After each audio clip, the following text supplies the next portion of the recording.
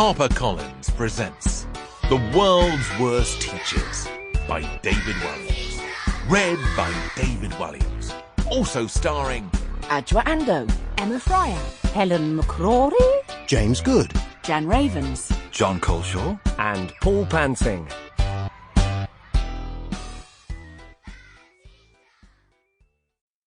From the desk of the headmistress.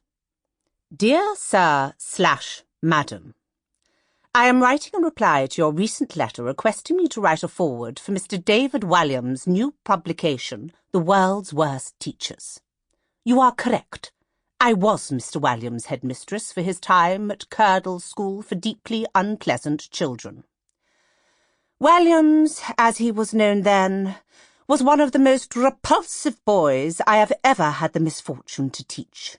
He was rude, loud, and deeply irritating. So no change there, then. The boy showed no talent whatsoever for performing or writing. So again, no change there, then. Even as a child of 10, Mr. Walliams was hefty, and he would break any chair on which he sat. However, my abiding memory of him was his smell. In a word, rancid. Wherever he waddled, the boy Walliams would leave a visible stink behind, a great cloud of green and yellow and brown that smelled worse than it looked, and it looked disgusting. I am appalled, though not surprised, that Mr. Walliams would dare to write a book called The World's Worst Teachers. Perhaps he should think about writing a book entitled The World's Worst Pupil, because that is exactly what he was. That is, of course, if Mr. Walliams even writes his own books, which, having perused his school reports again, I highly doubt. His English teacher, Miss Seethe, described him thus.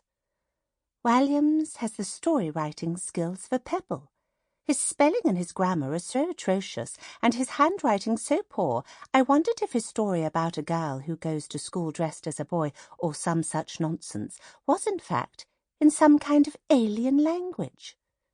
Meanwhile, his history teacher, Mr. Saga, called him perhaps the stupidest child who ever lived.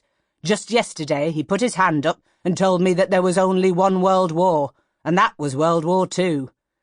For science, Mr. Conduct wrote, his understanding of the workings of the human body is nil, hardly surprising for a boy who talks only out of his bottom. In French, Miss Cul-de-sac commented, the great oaf of a boy is only interested in knowing the French word for one thing, chocolat.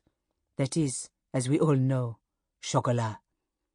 As headmistress, I summed up his time at Curdle by writing on his final school report, Walliams is the worst of the worst.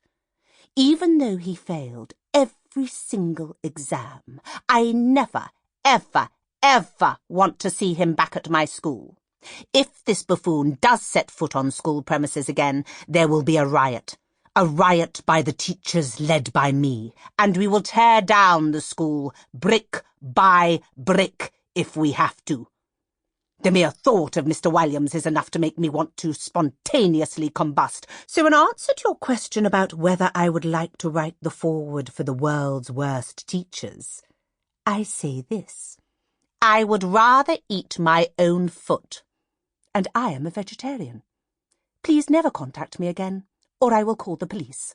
Or failing that, the army. Yours furiously, Miss Spleen, Headmistress of Curdle School.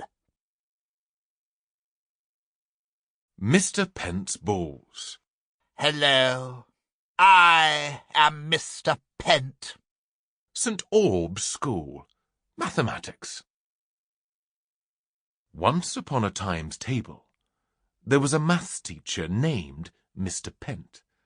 He certainly looked like a textbook maths teacher, with his wire-rimmed glasses, brown suit, and comb-over.